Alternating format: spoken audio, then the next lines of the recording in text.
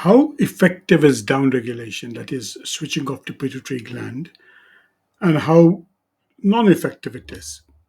So, let's look at GnRH analog depot preparations are used for long protocol. It's used for endometriosis, it's used for adenomyosis, it's used for decreasing size of the fibroids.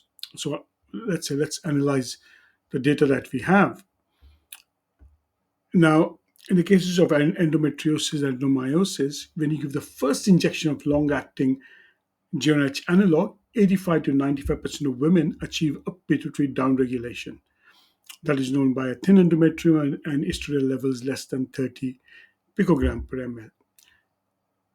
In obese women, the success rate drops to 75 to 80 due to altered drug metabolism. And that's again something that we see very often. Now, primary failure, 5 to 15% of women fail to suppress estradiol adequately after the first injection. And the common cases are a baseline cyst which is already present.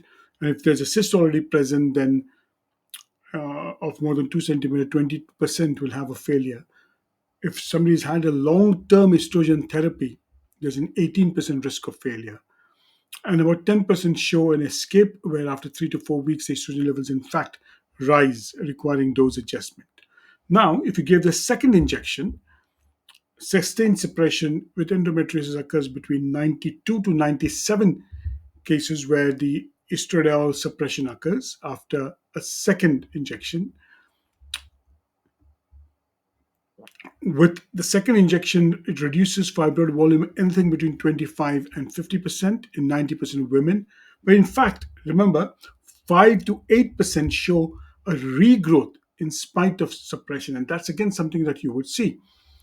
Now, why does that happen? There are some which are true non responders. 3 to 5% fail to downregulate even after two injections. It's associated with genetic polymorphism in GnRH receptors, and sometimes there are rarely androgen secreting tumors. Late escapes occur within 8 to 12%. By month 5 or 6, if we continue much longer, then you start seeing an escape that's taking place. Now, what are the variables? Now, women who have more than 80 kilograms have a 3.2.3% higher odds of failed suppression.